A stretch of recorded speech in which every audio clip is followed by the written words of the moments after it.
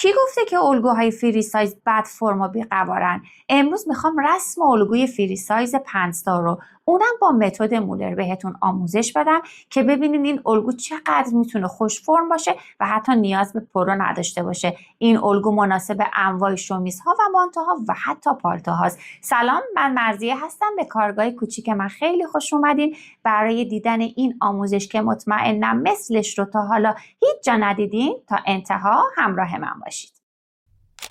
قبل از اینکه بخوام رسم الگوی 5 تار فری سایز با متد مولر رو بهتون آموزش بدم، لازم میدونم یک توضیح رو راجع به الگوهای فری سایز بهتون بدم که اصلا بدونیم الگوهای فری سایز چه الگوهایی هستن.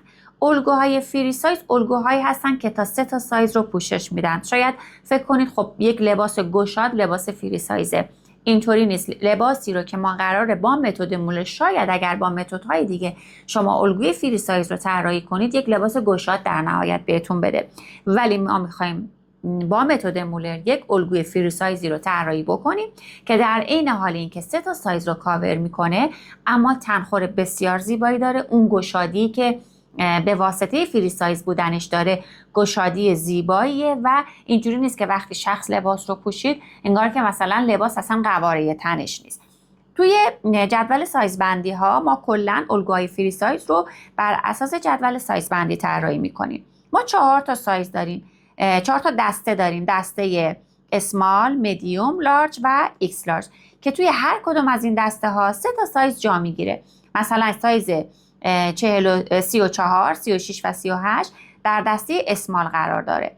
سایز مدیوم 40, 42, 44، سایز 46, 48, 50 در دسته لارج و سایز 52, 54, 56 در دسته ایکس لارج قرار داره. ما تمام الگو سازی هامون رو از روی این جدول انجام میدیم. فرض کنیم که میخوایم از دسته اسمال و برای سایز 34 الگو بکشم. ببینین تمام قد، دور سینه، دور کمر، دور باسن و سایر اندازه ها رو ما اینجا داریم. حالا این اندازه‌هایی که توی جدول سایز بندی داریم، یک سریاشون اندازه های ثابتی هستن که برای تمام سایز ها ثابتن، مثل تمام قد. یعنی اینکه ما میگیم که اگر یک شخص نرمال باشه، شخصی باشه که عادی باشه، باید قد تمام قدش 168 باشه، قد باسنش 20 باشه، قد آستین هم 60 باشه. که البته این قد آستین رو میتونید حالا بسته به اینکه حالا فردی هستین که دستای کوتاه یا دستای خیلی بلندی دارین، 1-2 سانت بالا پایینش بکنید. این حالا قد آستین قابل تغییره، ولی کلیت این که این 3 تا رو توی این جدول ثابت در نظر گرفته. یک سری از اندازه ها هستن که بر اساس جدول های سایز بندی استانداردی که در تمام دنیا وجود داره این اندام ها رو سایز بندی کردن. ببینید ممکنه شما یک جدول سایز بندی رو از یک استادی ببینید که فرضاً 34 و 36 رو گذاشته باشه تو دسته اسمال، مثلا 38 تا 40 رو گذاشته باشه تو دسته مدیوم و مثلا 5 تا دسته درست کرده باشه، یا نه 34 تا 40 رو گذاشته باشه توی دسته اسمال و مثلا 42 تا 48 رو توی دسته لارج گذاشته توی دسته مدیوم گذاشته باشه، بقیه رو تو دسته لارج گذاشته باشه، یعنی 3 تا دسته داشته باشه.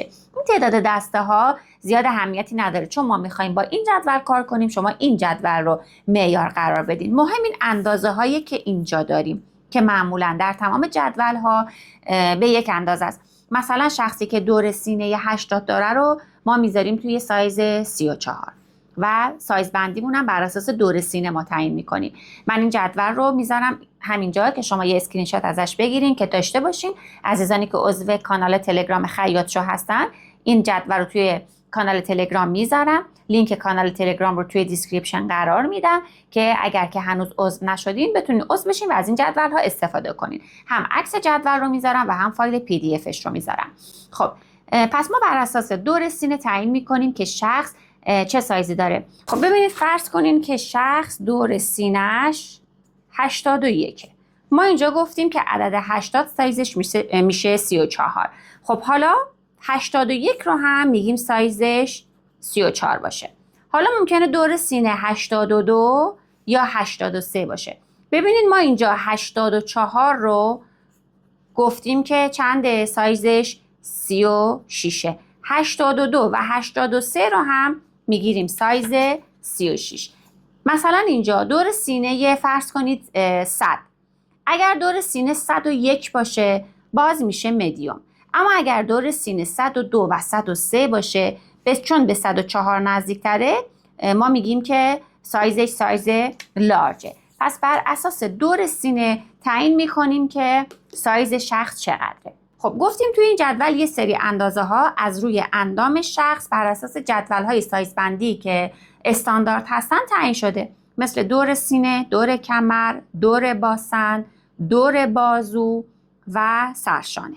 اینها اندازه هایی هستن که از روی بدن گرفته شدن. از روی یک جامعه آماری این اندازه ها گرفته شدن و توی این جدول قرار داده شدن. یک سری از اندازه های این جدول هستن که اندازه هایی هستن که با کمک فرمول به دست میاد.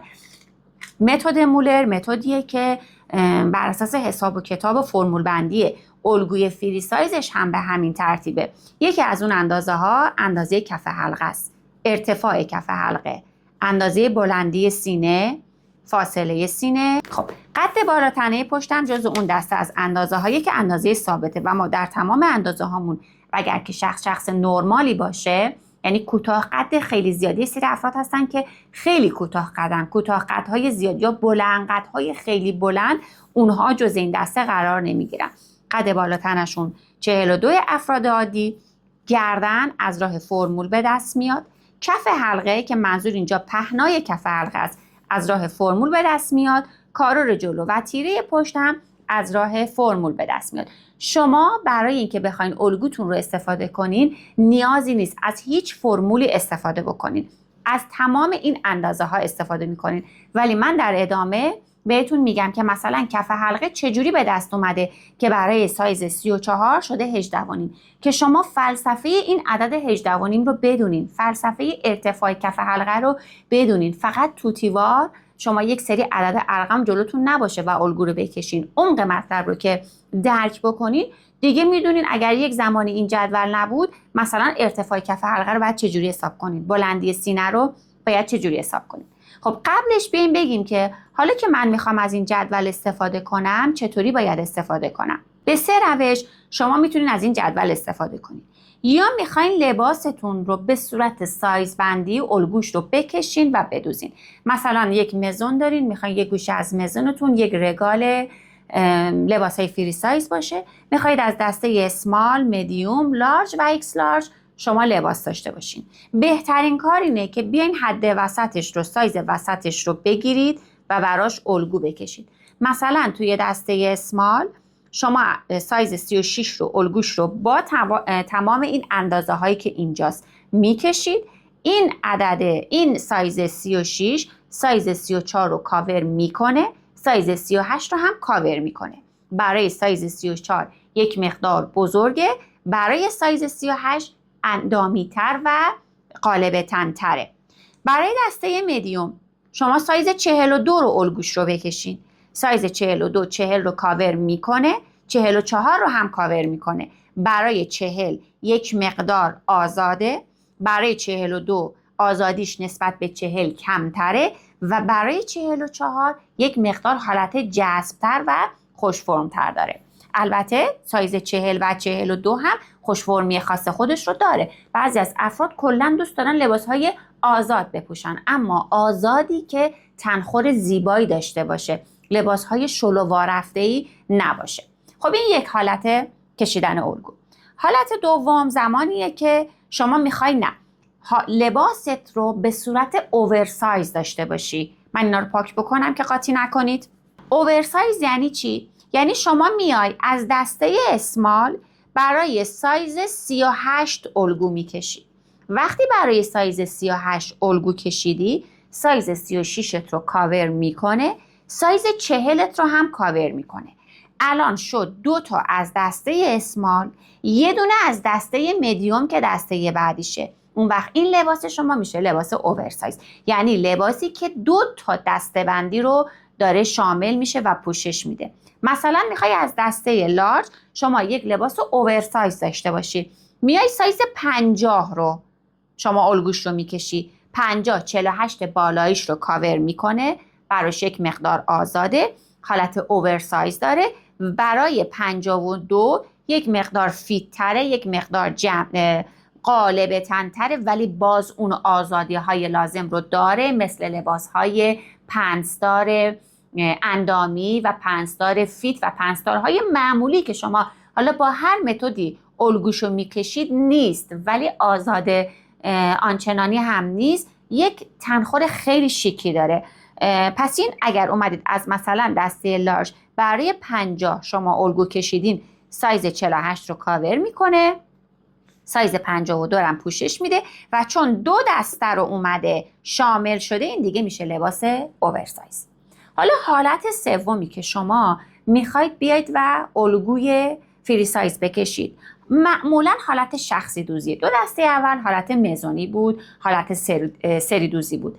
حالت سوم حالتیه که شما میخوای برای خودت یک لباسی بدوزی و شخصی سازیش میخوای بکنی. فرض کنید شما دور سینه‌تون 88، پس دور سینه 88 دارید. دور سینه 88 میره تو دسته 38، یا مثلا میدونی سایزت 38، سایز 38 رو میخوای براش الگو بکشی. شما اگر بیای برای سایز 38 الگو بکشی، هم 36 رو ساپورت میکنه، هم 40 رو ساپورت میکنه، لباست میشه یک لباس اوورسایز. اتفاقی که میفته، ما میایم با اندازه هایی که مناسب عدد مناسب سایز 38 الگومون رو میکشیم و بعد به اندازه 8 تا 12 سانت به کل الگومون آزادی میدیم.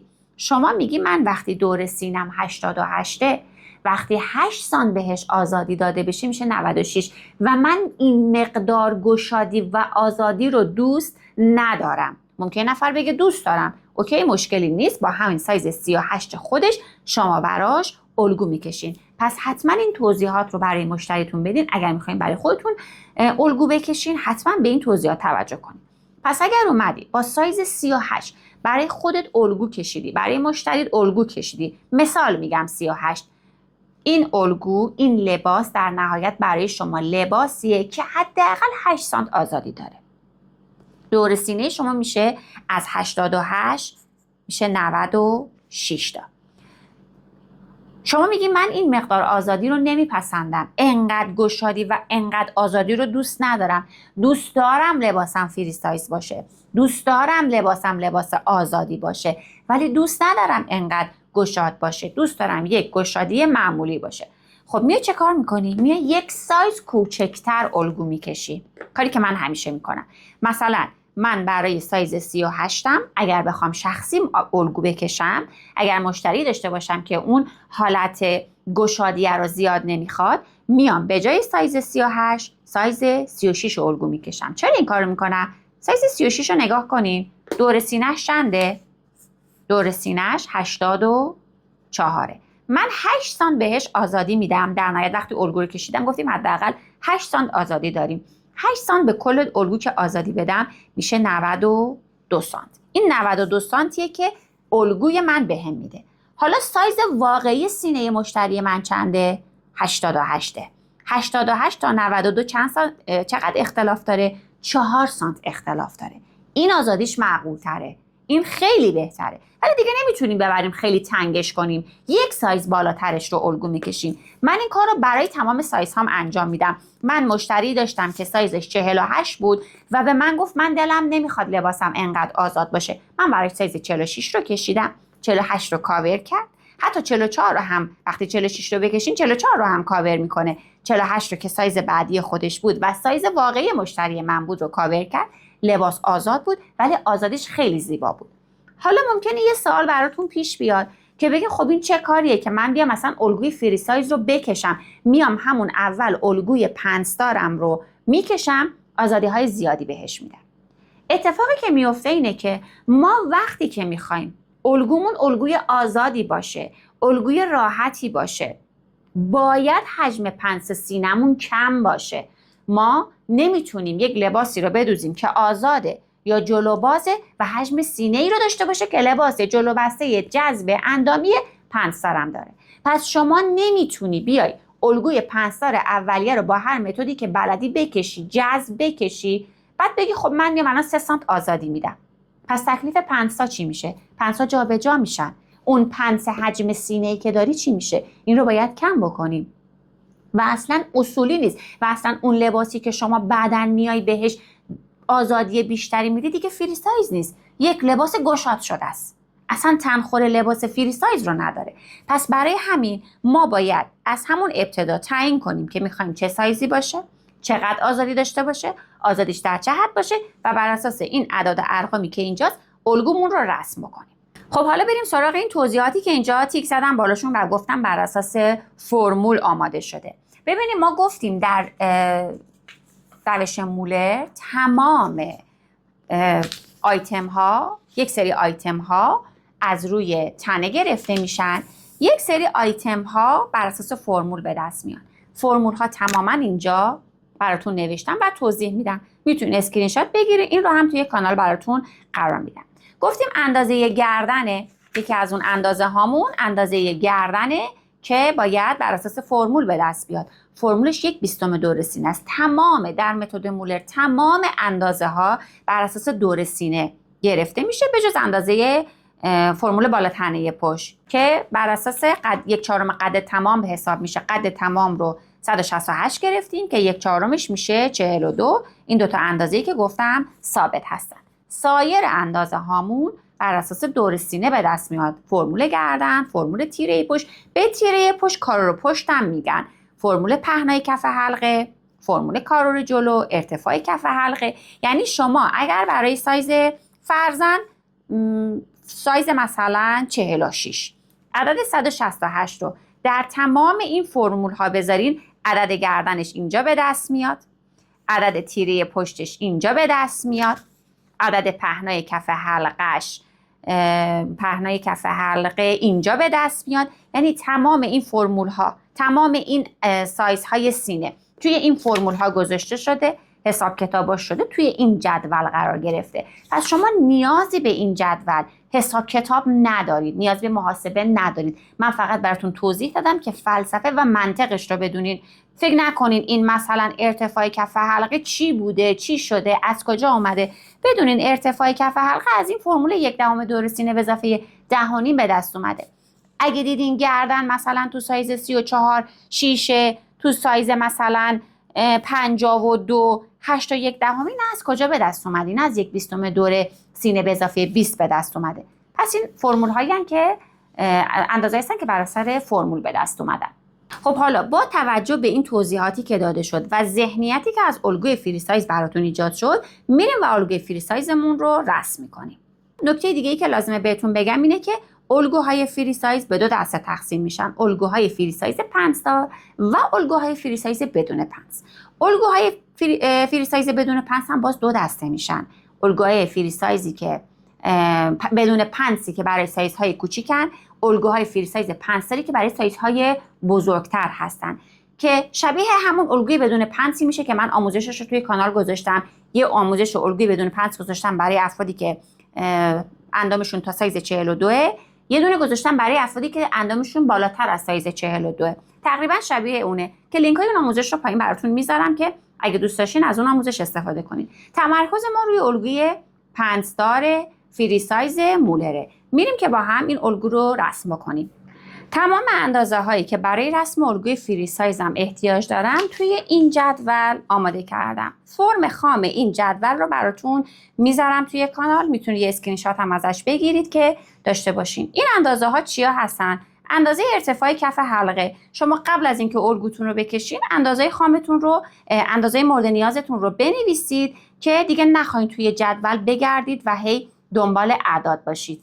ببینید مثلا ارتفاعی که من میخوام برای سایز 38 مشتری من میخوام یه سایز کمتر، سایز 36 براش الگو بکشم، پس میام اندازه های سایز 36 رو در میارم. ارتفاع کف حلقه رو نگاه میکنم، از توی جدول مینویسمش، جاداشتش میکنم.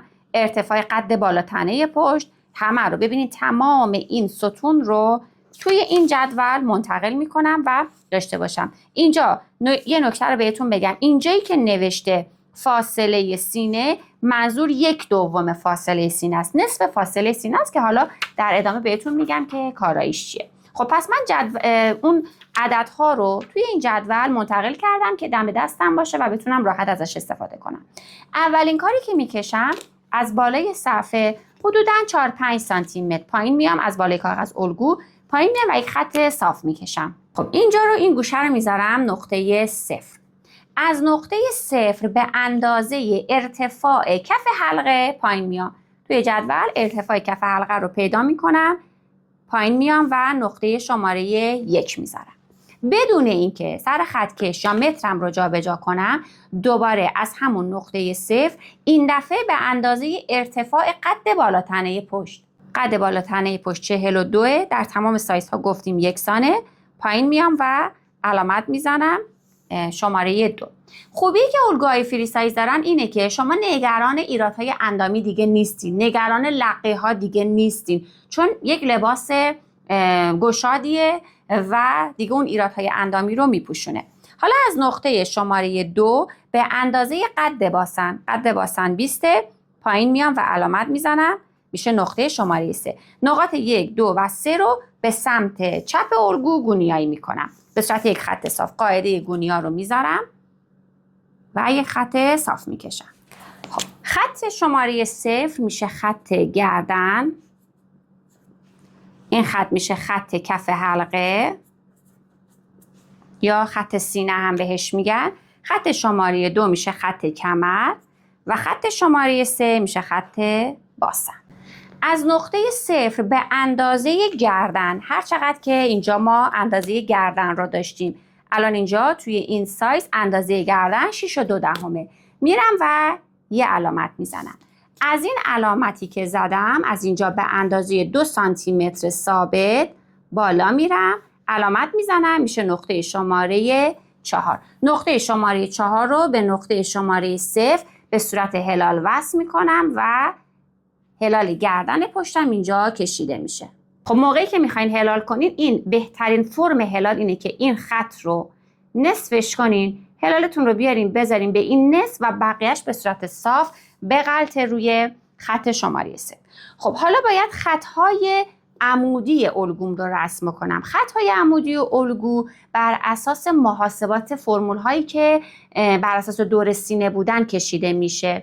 برای قسمت سمت راست رو میگیریم قسمت پشت الگو، سمت چپ رو میگیریم قسمت جلوی الگو که قسمت پشت بر اساس خط تیره پشت طراحی میشه، قسمت جلو بر اساس خط کارور جلو طراحی میشه و پهلوها هم که بر اساس پهنای کف حلقه طراحی میشه که در ادامه بهتون توضیح میدم. روی خط کف حلقه به اندازه تیره پشت، الان تیره پشت گفتیم این قسمت برای پشت، سمت راست برای پشت الگوه، به اندازه تیره پشت میام و علامت میزنم، اینجا میشه نقطه شماره 5. سمت راست الگومون رو گفتیم میشه برای قسمت طراحی سمت جلوی الگومون. از این لبه کاغذتون به اندازه از سمت راست به اندازه کارور جلو که الان برای من 17 است میام و علامت میزنم که میشه نقطه شماره 6. حالا من میخوام پهنای کف حلقه رو مشخص کنم. ببینید من کف حلقه رو اینجا دارم 9 که از توی این جدول در اومده بود، عدد 9. خب این عدد 9 برای کل لباسه، برای کل اندامه. من باید قسمت جلو و پشتش رو از همدیگه جدا کنم. 1/3 میشه برای قسمت جلو، 2/3 میشه برای قسمت پشت. پس ببینید 1/3 کف حلقه میشه برای قسمت جلو، 2/3 کف حلقه میشه برای قسمت پشت. حالا این 1/3 و 2/3 رو چجوری حساب کنم؟ عدد 9 رو تقسیم بر 3 میکنم، میشه 3. این 3 میشه برای قسمت جلو. حالا همین 3 رو ضرب در 2 میکنم، میشه 6 و میشه برای قسمت پشت. پس یک بار تقسیم بر 3 میکنیم برای جلو، هر چی شد و ضرب در 2 میکنیم برای قسمت پشت میشه. پس من از نقطه شماره 6 به اندازه 3 سانتی میام علامت میزنم. از نقطه شماره 5 به اندازه 6 سانتی میام علامت میزنم. اینجا رو میذارم نقطه شماره 7، اینجا رو میذارم نقطه شماره 8. نقطه 5 و 6 رو به بالا و پایین الگوم گونیایی میکنم. نقطه 7 و 8 رو فقط به پایین گونیایی خط صاف میکشم. خب این خطا رو کشیدم. ببینید من اینجا اشتباها این خط رو کشیدم، حالا بعدا بهتون میگم این خط چیه. فعلا این رو نمیکشیم ولی بعدا در ادامه میکشیم و بهتون میگم چه خطیه. خب میام روی این خطوط، این خط شماره 5 میشه خط تیره پشت، خط شماره 6 میشه خط کارو جلو، اسمش از این به بعد اینه، و خط 7 و 8 میشه خط پهلو، خط پهلوی پشت، خط پهلوی جلو. روی خط تیره پشتم، روی خط شماره 5 از اینجایی که با نقطه 0 با خط 0 برخورد پیدا کرده، از اینجا به اندازه 1 سانت و نیم پایین میام و علامت میزنم. اینجا رو میذارم شماره 9. حالا میام 5 به 9 رو اندازه میزنم. هر چقدر که بود 5 به 9 رو تقسیم بر 2 میکنم، نصفش رو به دست میارم، میشه نقطه شماره 10. دوباره 5 به 10 رو این دفعه اینجا رو اندازه میزنم، نصفش میکنم، نصفش رو به دست میارم، میشه نقطه شماره 11. حالا میام مجدد 5 به 9 رو اندازه میزنم. هر چقدر که بود، خوب دقت کنید اینجا رو، 5 به 9 رو اندازه میزنم. هر چقدر که بود 2 سانتی متر ثابت ازش کم میکنم و از نقطه 6 که خط کارو جلو هست بالا میرم و علامت میزنم. اینجا میشه نقطه 12. این نقطه 12 رو باید به سمت بیرون الگو بیام و پرگاری کنم. یعنی چی پرگاری کنم؟ یعنی ببینین این قاعده گونی ها اینجاست. الان ببینیم این چقدره. بذارین من با متر نشونتون بدم که بهتر متوجه بشید. ببینین الان 6 به 12 من توی این الگوی 1/2 7.5 که قطعا برای شما 7.5 نمیشه. اینجا الگوی 1/2 7.5. این 7.5 رو همینجا نگه میدارم، روی نقطه 6 ثابت نگه میدارم. این سر متر رو میچرخونم، یه علامت میزنم. دوباره 7.5 رو همون نقطه 6 ثابته، یه علامت دیگه میزنم. 7.5 همینجور 7.5 رو ثابت نگه میدارم. این متر رو فقط سرش رو تکون میدم. حواسم هست که علامت 7.5 از رو نقطه 6 جابجا نشه.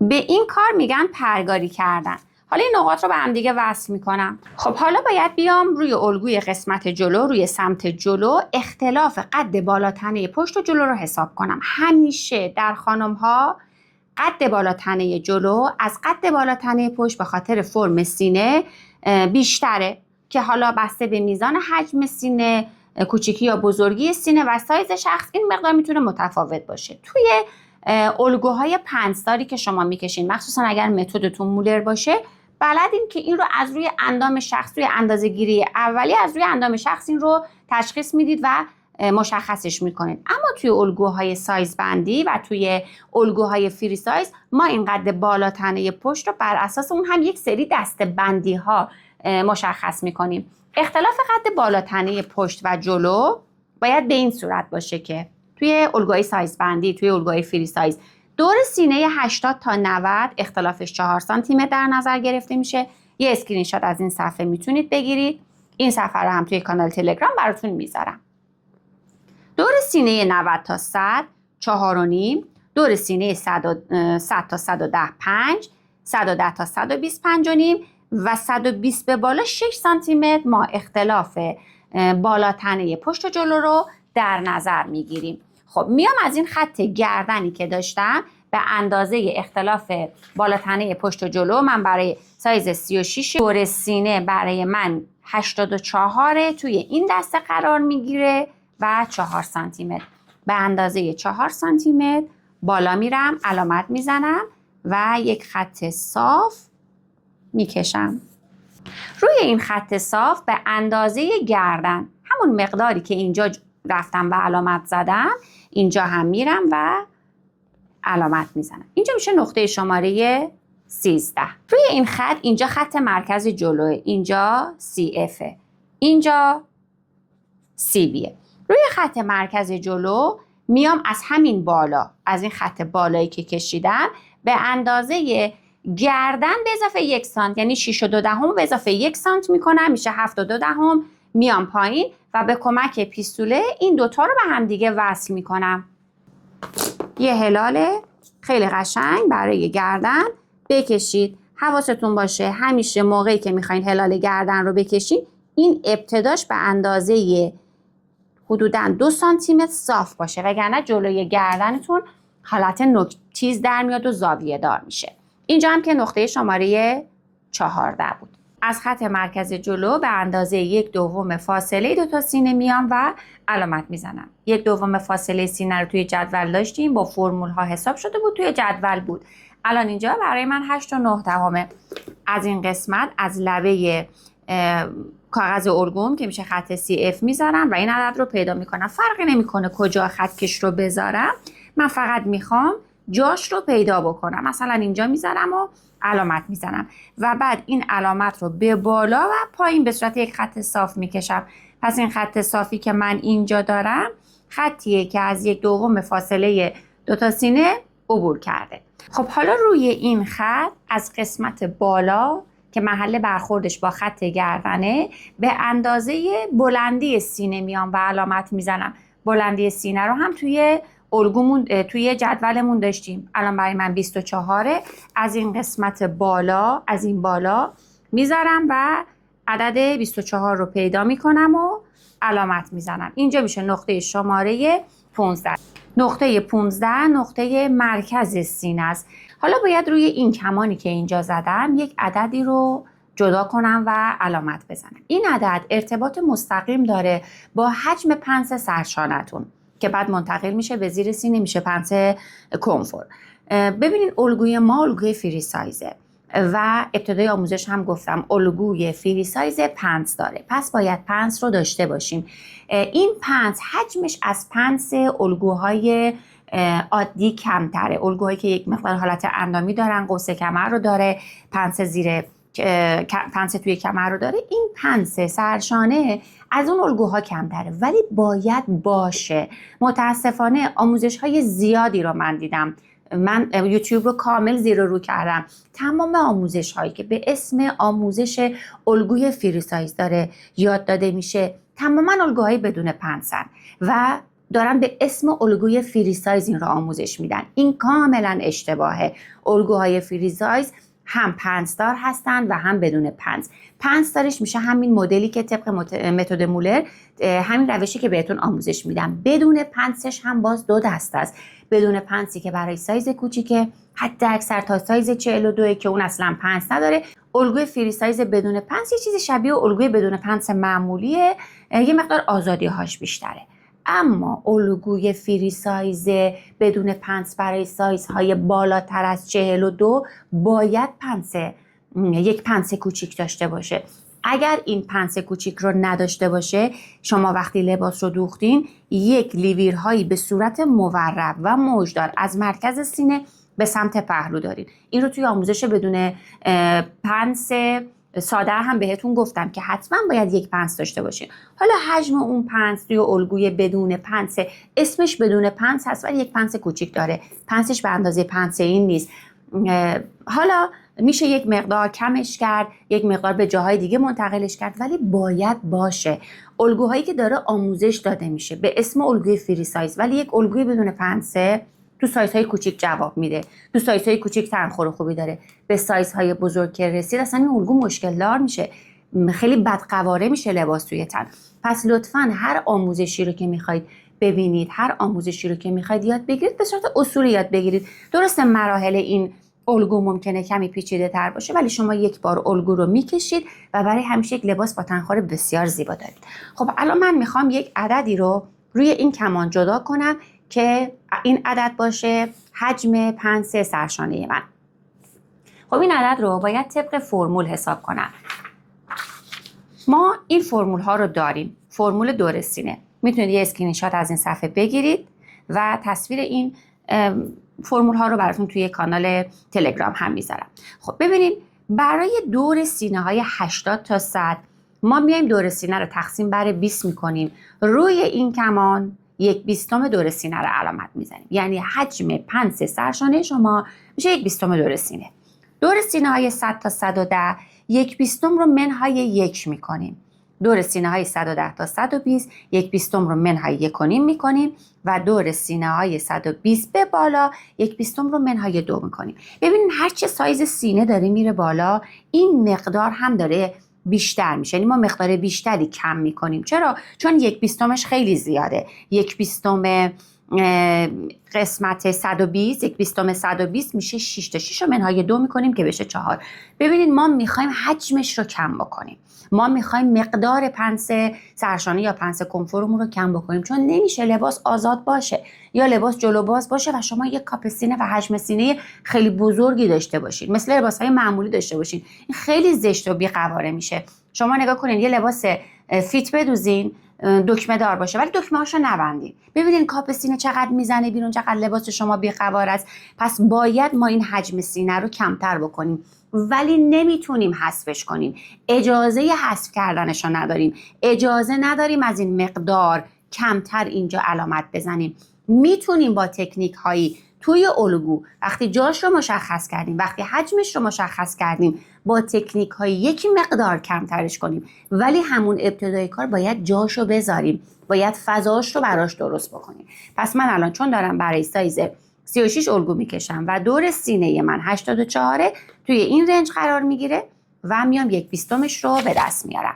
1/20 میشه 4.2. میام روی این کمان از نقطه 12 به اندازه 1/20 دور سینم میام و یک علامت میزنم. این علامت پس ببینید از اینجا این علامت میشه نقطه شماره 16. خب حالا باید بیام این خط رو ببینید از نقطه 15 تا این بالا که علامت میزنم، مثلا میزنم A. از نقطه 15 تا A رو بیام علامت بزنم، ببینم اندازه بزنم ببینم چقدره. به اندازه بلندی سینه بود که بلندی سینه برای من 24 بود. این عدد 24 رو همونطوری که این علامت رو اومدم پرگاری کردم، این علامت رو هم پرگاری کنم. با متر بهتون نشون میدم. ببینید این علامت چون برای من 1/2 الان میشه 12. 12 اینجا میمونه، تغییر نمیکنه. متر رو میچرخونم به سمت بیرون، کمانها رو به سمت بیرون الگو میزنیم و شروع میکنم به کمان زدن.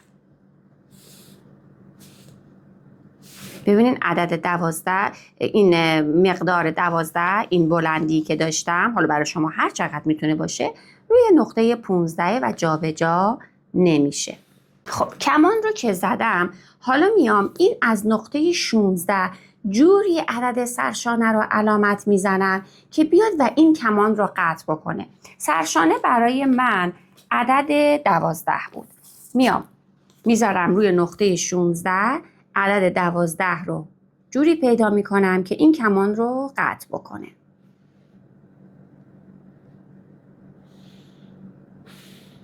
الان این مقدار میشه 12 و اینجا میشه نقطه شماره 17.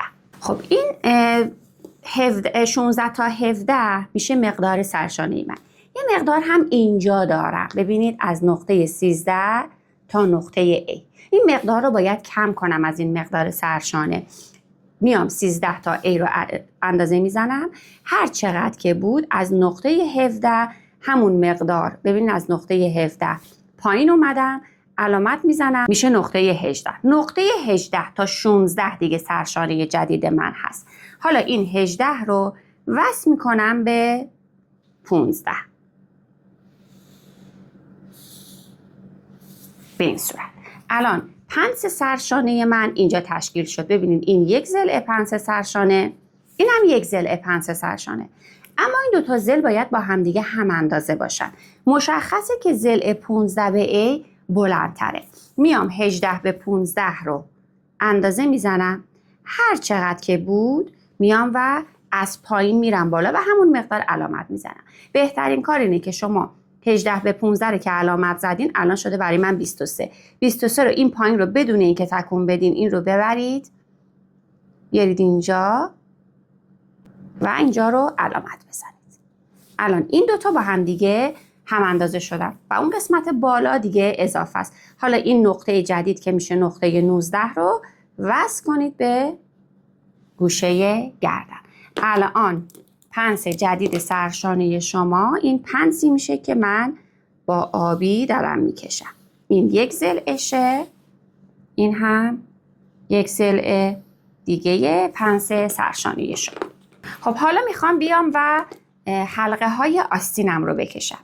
میام در قسمت جلو فاصله 6 به 8 رو اندازه میزنم. 3 سانتی متر بود دیگه، چون 3 سانتی متر اومدیم به سمت بیرون. از اینجا هم از 6 هم همون مقدار میرم بالا و علامت میزنم. اینجا میشه نقطه شماره 20. حالا این نقاط رو به هم دیگه وصل میکنم. ببینید الان باید 16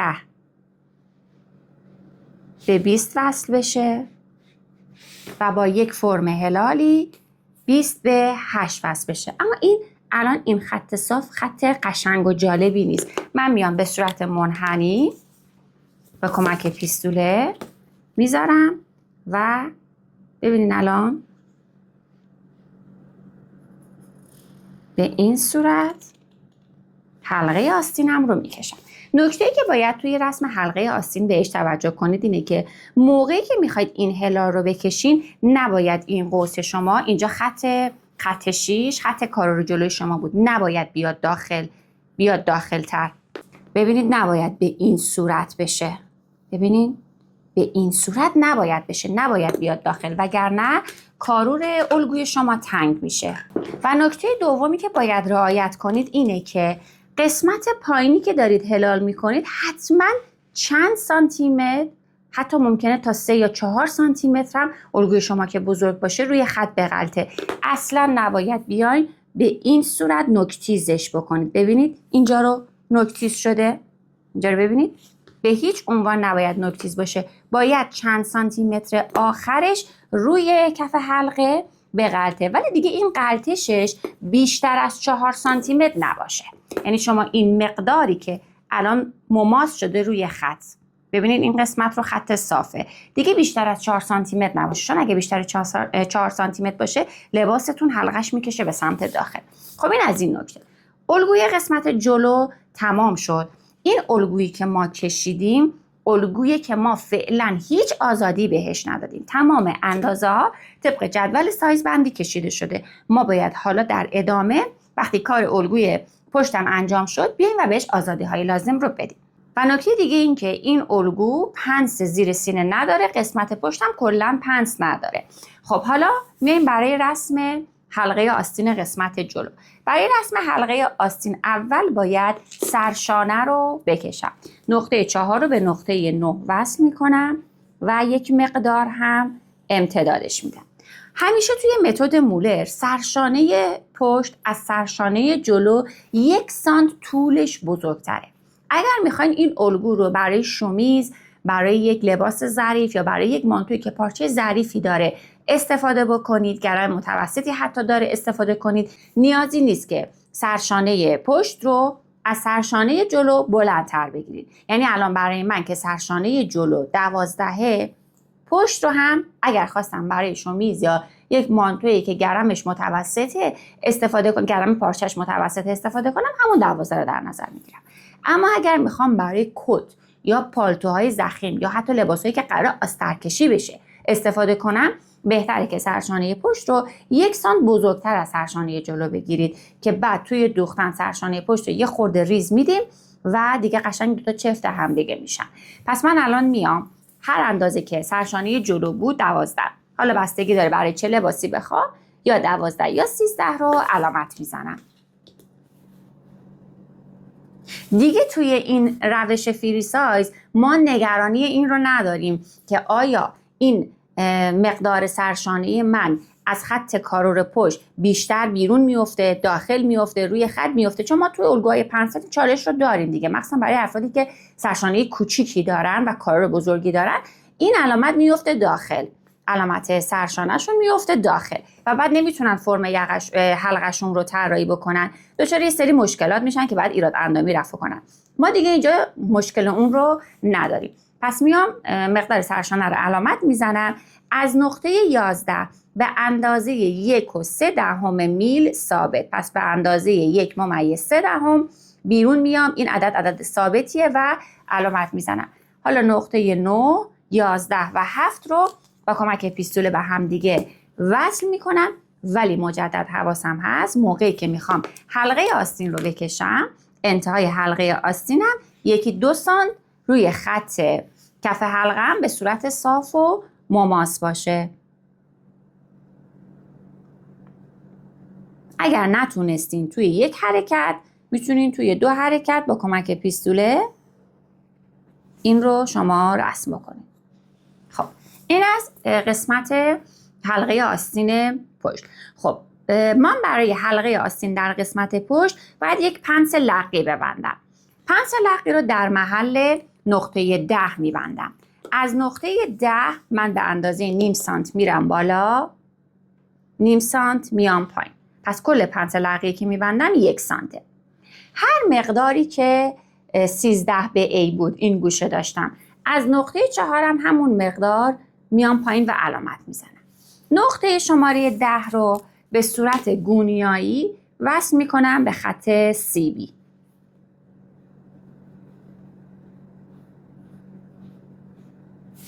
این نقطه‌ای که از نقطه 4 اومدم پایین رو اسمش رو میذارم نقطه 21. از نقطه 21 هم به صورت صاف میام پایین به طوری که به این خطچینی که پایین کشیدم گونیایی باشه.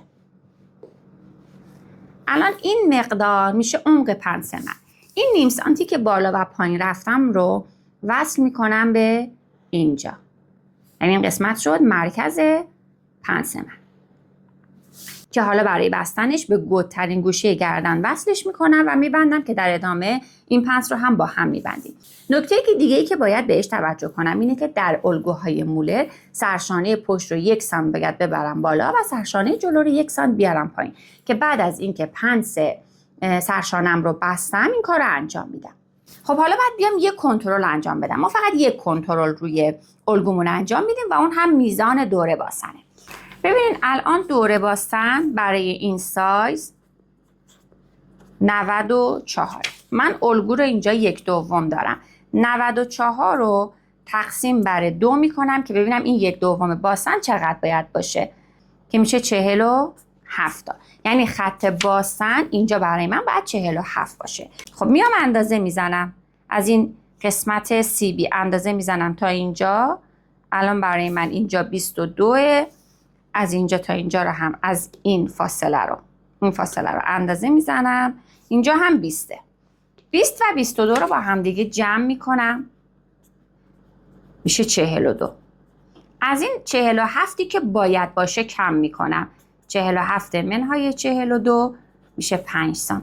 5 سانت من اینجا دوره باسنم کوچیکه و تنگتر نسبت به سایز بندی که باید داشته باشم. این 5 سانت رو نصفش رو میدم به الگوی قسمت پشت، نصفش رو میدم به الگوی قسمت جلو.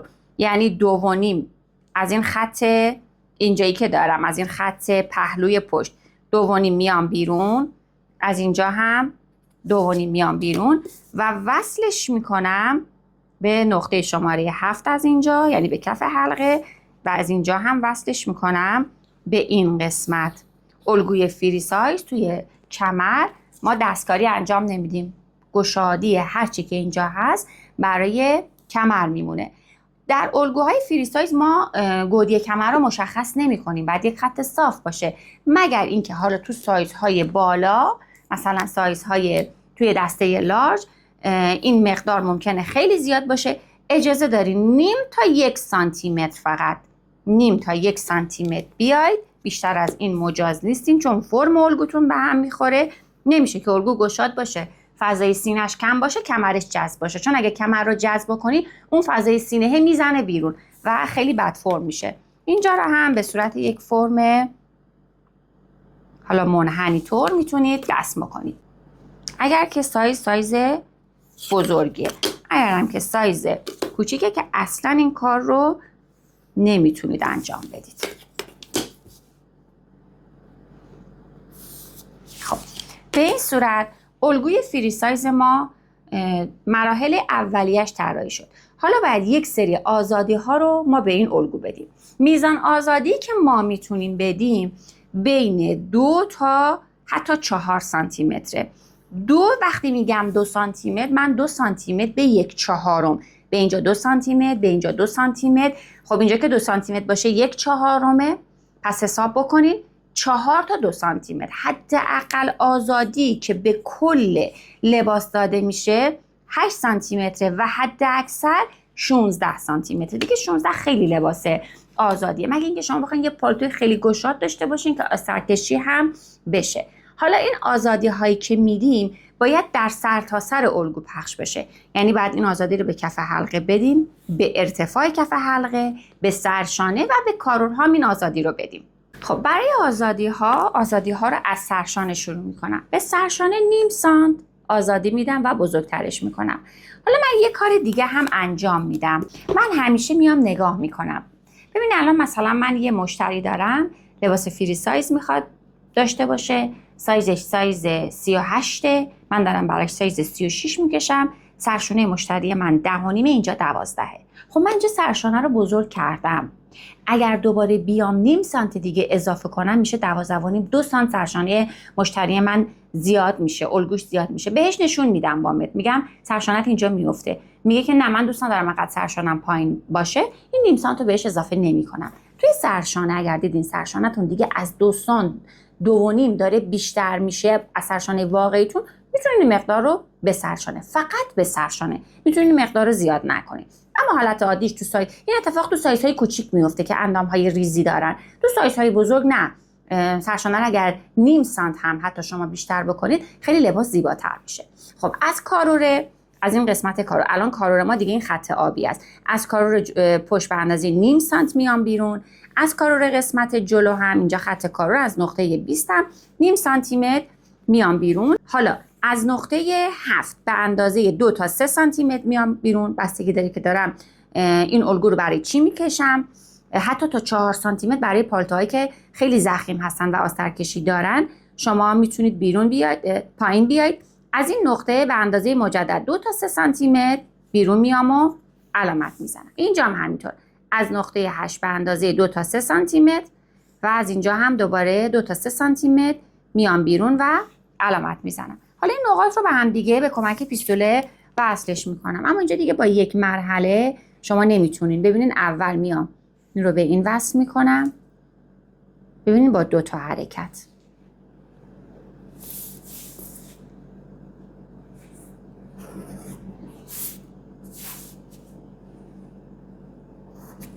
با 2 تا حرکت حلقه آستین جلو پشت رسم شد.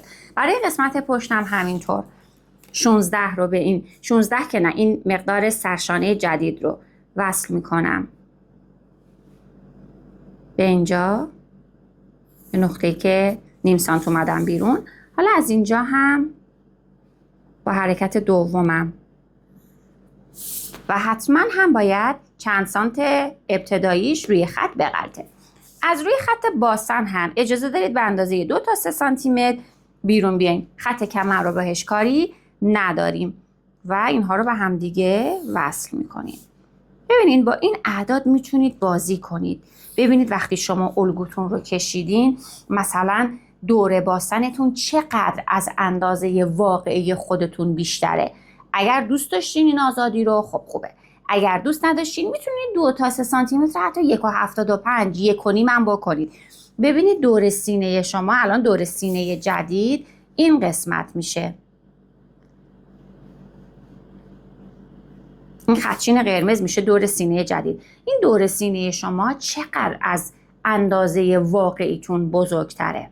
سعی کنید که حالا اگر دیدین خیلی زیاده، یک کمتر از 2 رو ما آزادی نمیدیم. حالا نهایتا اگر دیدین خیلی بزرگه 1.75 هم میتونید مثلا 1.75 بیاید بیرون. ولی از این بالا که میخواید بیاید پایین 2 سانت رو دیگه حداقل بیاید پایین. چون ما میخوایم حلقه لباسهای فری سایزمون یه حلقه آزاد و راحتی باشه که بتونه سایزهای، اگر که برای سایز بندی هست که اصلا به این اندازه ها دست نزنید، ولی کلا میخوایم جوری باشه که افراد با سایزهای مختلف بتونن از این لباس استفاده کنن، ولی میتونید یه مقدار تو اندازه دست ببرید که شخصی سازی تر بشه.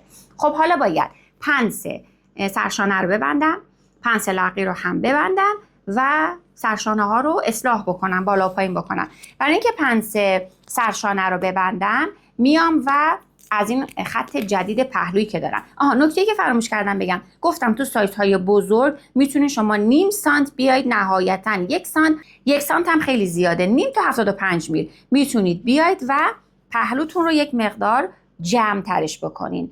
یعنی این کاری رو که با خط آبی کردم اینجا شما باید تو این مرحله انجام بدین وقتی که آزادی هاتون رو دادین.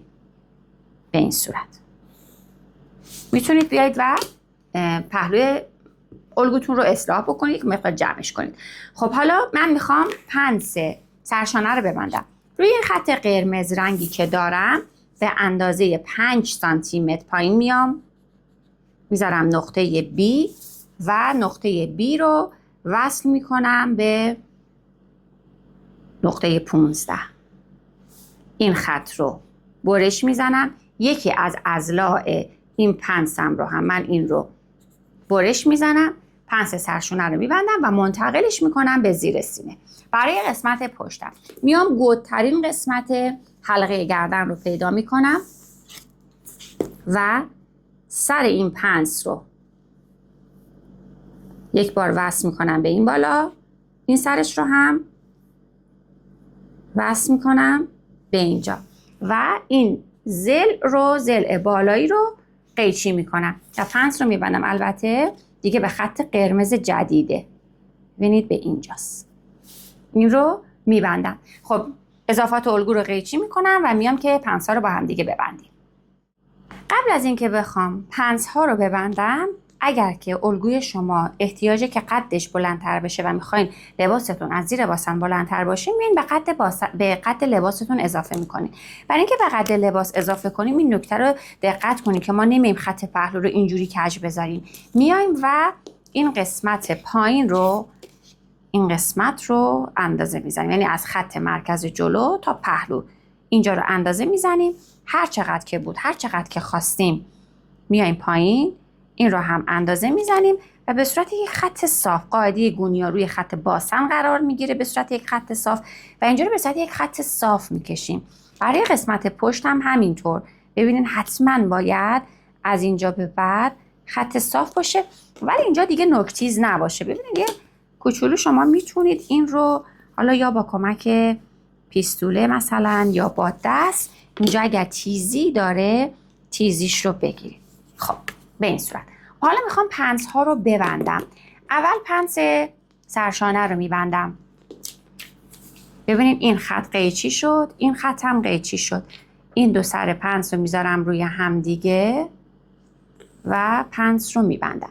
ببینید الگوی من الان سایزش سایز 1/2. اندازه هایی که کشیدم، خب روی سایز 1/2 خطکش ها زیاد دقیق نیستن، یه مقدار بالا پایین میشه. اگر شما تو سایز واقعی این الگو رو کشیدید و اینجوری الان مثل من سرشانه پله‌ای شد، بدونید یه جای کارتون رو اشتباه کردین. من همیشه الگوهایی که تو سایز بزرگ میکشم، موقعی که پنس سرشانه رو میبندم این خط به صورت یک خط صاف در میاد وقتی که بستم. پس شما هم دقت کنید، نباید وقتی که الگوتون رو کشیدین این گوشه به صورت پله‌ای در اومد. اگر به صورت پله‌ای در اومد، بدونین تو ارتفاع مرکز سینه‌تون یا مقدار پنستون یه جا حتی ممکنه چند میل اشتباه کرده باشید که حالا میتونین، اگر که در حد مثلا 1-2 میل بود، میتونید به صورت همین کاری که من کردم یه خط صاف به بالا بکشین درستش کنین. اما که اگه دیدین به نیم سانت رسید، مثلا این تکه نیم سانت بالاتر بود، برگردین یک بار دیگه مراحل کارتون رو مرور کنین. خب من اینجا پنس کنفورم ایجاد شد. حالا باید طبق معمول 1 سانت بیام و سرشانه قسمت جلو رو بیارم به سمت پایین. 1 سانت میام پایین و علامت میزنم. اینجا دیگه دور ریز میشه و این رو چک میکنم ببینم آیا با همون مقدار سرشانه اولیه یک اندازه هست یا نه. اگر نبود معمولا ممکنه یک مقدار 1-2 میل کوچکتر باشه. میتونید بیاید بیرون و حلقه جدیدتون رو مجدد اصلاح بکنید. برای بستن پنس پشت، پنس لقه پشتم، ببینید من ضلع بالایی رو قیچی کردم، اتصالش از گوشه گردن قطع نشد. حالا فقط کافیه که این رو روی این بذارم به این صورت.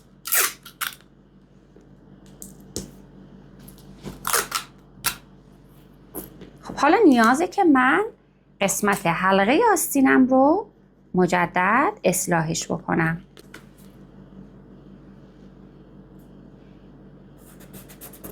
به این صورت حلقه آستین جدیدم اصلاح شد و 1 سانت باید سرشانه پشت رو ببرم بالا. حلقه گردن رو آرایشش میکنم که اینجا تیزی نداشته باشه و مجدد اندازه میزنم ببینم سرشانه اولیه چقدر بوده. این هم همون مقدار باشه، ممکنه 1-2 میل کوتاه‌تر باشه، باید بیاید بیرونتر و حلقه جدید آستینتون رو طراحی میکنیم و این خط قرمز رنگ رو برش میزنیم به عنوان سرشانه جدید. خب الان این الگوی فری سایزه و دیگه آماده است که روی الگو بیفته. اما نکته داره. ببینید ما اینجا یک پنس زیر سینه برامون ایجاد شد. بذارید من اضافات الگو رو قیچی بکنم. حالا میایم سراغ این پنس کنفری که اینجا ایجاد شد. بارها حین آموزش بهتون گفتم که در الگوهای فری سایز به خاطر اینکه لباس‌های آزادی هستن ما نمیتونیم حجم سینه زیادی داشته باشیم، ولی اجازه این که موقع رسم الگو بخوایم دست ببریم توی اندازه پنسمون رو هم نداریم. باید طبق جدولی که بهتون نشون دادم فرمول سینه ها بیایم و حجم پنس سینه رو روی الگومون ایجاد کنیم، ولی میتونیم با تکنیک های عمقش رو کمتر بکنیم. ببینید چند تا حالت وجود داره. اینکه شما سایز کوچیکی دارید و پنسی که اینجا ایجاد میشه پنس کوچیکیه. شما توی دوخت میتونید با استفاده از تکنیک های دوختی این مقدار پنس رو توی خود پارچه هضمش کنید که من جلسات بعدی دوخت یک کت رو به صورت 0 تا 100 با آسترکشی با استفاده از الگوهای فری سایز و مدلسازی خیلی خاصی که داره بهتون آموزش میدم. من قبلا قصد داشتم که این آموزش رو به صورت پکیج به فروش برسونم، ولی وقتی که اشتیاق شما دوستان رو دیدم و حمایت و همراهیتون رو دیدم تصمیم گرفتم این آموزش رو به صورت رایگان در اختیارتون قرار بدم، چون آموزش خیلی کامله و دارم تمام نکات و 0 تا 100ش رو بهتون یاد میدم. خب حالا شما ممکنه این پنسی که اینجا دارین تا 5-5.5 باشه. تا 5-5.5 رو بسته به نوع پارچه‌ای که داریم استفاده میکنیم و تکنیکی که توی اتوکاری استفاده میکنیم میتونیم به خورد خود پارچه ببریمش و وقتی که لباس دوخته شد شما حجم سینه رو دارید ولی حجم سینه از روی کار مشخص نیست. ببینید این الان نمونه اون کتیه که قراره بهتون آموزش بدم که با الگوی فری سایز کشیده شده، الگوش کشیده شده و دوخته شده. ببینید این کت فضای سینه رو داشته موقعی که الگو رو کشیدم. یک کت برش داره، برشاش اینجاست. ببینید شما هیچ فضایی رو نمیبینید، هیچ برجستگی روی سینه نمیبینید. اینجا با تکنیک اتوکاری تمام حجم سینه اینجا به خورد خود پارچه رفته و اصلا شما هیچ حجم سینه ای رو نمیبینید. خب اینم یک کت دیگه است. با اینکه یک کت جلو بازه و حجم سینه خیلی کم شده موقعی که الگو سازیش انجام شده، ببینید حجم سینه رو. پس تفاوت الگوی فری سایز با الگوی معمولی توی اینه که شما اگر قرار پنسی هم داشته باشین حجم سینه نباید توی الگو، این حجم سینه خیلی کمه توی این کت، چون کت جلو بازه من خیلی حجمش رو کم کردم ولی باز خودش رو نشون میده و باید باشه، چون کت یک مقدار حالت اندامی داره و باید این حجم باشه. خب پس یا پنس کنفر شما کوچیکه تا 5-5.5 رو میتونیم به خورد خود پارچه بدیم، ولی باز بستگی داره به جنس پارچه. یه پارچه خیلی خشک که اصلا کشسانی نداره رو شما نمیتونید کاری بکنید و حتما هم سعی کنید برای لباس‌ها و کت‌هایی که میدوزین یک مقدار حتی شده خیلی کم پارچه‌تون از عرض کشسانی داشته باشه که بتونیم این رو ما غالب بکنیم. اما اگر که حجم این پنس بیشتر از 5.5 شد، 6 شد، 7 شد و یا حتی 8 شد، شما نمیتونین 8 رو داشته باشین. باید با استفاده از 2 تا تکنیکی که در ادامه بهتون یاد میدم مقداری از این فضای پنس رو کم بکنین. کاری که میکنم اینه که میام این خط مرکز سینه رو تا پایین امتداد میدم. حالا این خط رو تا مرکز سینه قیچی میکنم و پنس کنفرم رو نصفش رو منتقل میکنم به این خط. من این خط رو برش میزنم. خب حالا نصف این پنس رو اندازه میزنم ببینم چقدره. فرض کنید مثلا 6 سانته.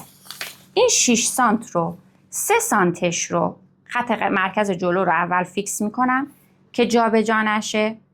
خب این قسمت فیکس شد. حالا پنس رو اندازه میزنم. فرضاً 6 سانتی متره. 6 سانتی متر نصفش رو نگه میدارم، یعنی این رو میبندم تا به 3 برسه، این پنس هم به 3 برسه، نصفش رو نگه میدارم، نمیتونیم کلن حذفش کنیم، بقیهش منتقل میشه به قسمت پایین الگوتون و قسمت پایین الگوتون یک مقدار حالت فوم پیدا میکنه. حالا اگر که قسمت پایین الگوتون حالت فوم پیدا کرد، شما باید قسمت پشت الگوتون رو هم فوم بکنید. پشت الگو رو چطور فوم کنم؟ میام روی خط تیره پشت، خط رو تا پایین میکشم تا این خط مشکی اولیه که داشتم، خط کف حلقه. ببینید از نقطه 5 تا پایین و وصلش میکنم نقطه 5 رو به قسمت حلقه. حالا مهمم نیست کجای حلقه باشه، خیلی بالا نره که اینجا تیز بشه، خیلی پایین نیاد، یه جایی وسط ها اینجا با یک زاویه مثلا اینجا 45 درجه وصل بشه. حالا اون مهم نیست با چه زاویه‌ای بره بالا، خیلی صاف نشه. حالا این خط رو قیچی میکنم، این خط رو قیچی میکنم. خط رو که قیچی کردم میام اندازه میزنم که پایین قد لباس من چقدر عوضمان پیدا کرده. الان اینجا 6 سانت عوضمان پیدا کرده. این قسمت رو کاغذ میچسبونم و به پایین لباس هم در قسمت پشت، به پایین الگوم هم در قسمت پشت همون مقدار 6 سانتی متر رو عوضمان میدم. حواستون باشه میخواید عوضمان بدین قسمت سیبی رو تکون ندید. قسمت سیبی ثابت سر جای خودش فیکس میشه چون قرار نیست از راستای خودش خارج بشه و تکه پهلو رو، این تکه رو شما جابجا میکنید. اندازه زدم 6 سانتی متر بود، اینجا علامت میزنم و این قسمت رو عوضمان میدم. هر چقدر که در قسمت جلو عوضمان خورد در قسمت پشتم عوضمان میخورد. این برای زمانیه که شما حالا میخواین پایین لباستون هم براتون مهم نیست که یک مقدار فون شده باشه، میان از این کار استفاده میکنیم. اینجا رو هم صاف میکنیم. حالا موقعی که عوضمان میدیم این خطی که نزدیک پهلوه یک مقدار از این خط صافمون بزرگتر میشه، چون حالت ببینید این خط مشکی رنگ از اینجا تا اینجا رو وقتی اندازه بزنیم یک مقدار بلندتر میشه که بعد این رو اصلاحش بکنیم. یه تیکه کاغذ این زیر من میچسبونم. خب ببینید میام خط از این قسمت این پایین رو اندازه میزنم، از این قسمت پایین لبه رو هم اندازه میزنم. این بلندتره، هر چقدر که بلندتر بود، نیم سانت، 75 میل، هر چقدر که بلندتر بود از اینجا پایین میام و همین رو صاف وصل میکنم به قسمت پهلو. یعنی اگر اینجا نیم سانتی متر پایین اومدم، از این قسمت پایین هم، از این قسمت خط سیبی باید نیم سانتی متر پایین بیام که این به صورت یک خط صاف بیاد که پایین لباستون به سمت بالا نپره. و اینجا رو هم به این صورت، این تا اینجا صفره، از اینجا به بعد به این صورت میشه. اینجا دیگه اضافه نمیشه روی این خط عوضمان پهلو، به این صورت و اضافاتش قیچی میشه. خب این از حالت اول. حالت دوم زمانیه که شما میگی من اصلا نمیخوام پشت لباسم این فضا رو به عنوان عوضمان داشته باشه، دوست ندارم پشت لباسم فوم باشه. میام چه کار میکنم؟ میام روی الگوی قسمت جلو، پس اصلا دیگه عوضمانی به قسمت پشت نمیدیم، کاری به قسمت پشت نداریم، میذاریمش کنار. میایم سراغ قسمت جلو، همین کار رو انجام میدیم. نصف پنس زیر سینه رو هر چقدر که بود نصفش رو نگه میداریم، ما بقیش منتقل میشه به پایین لباستون، به قد لباستون. حالا میام این مقدار رو اندازه میزنم. این مقدار هر چقدر که بود، مثلا 6 سانتی متر، الان 6 سانتی متر. این 6 سانتی متر از قسمت پهلو 3 سانتی مترش رو میگیرم.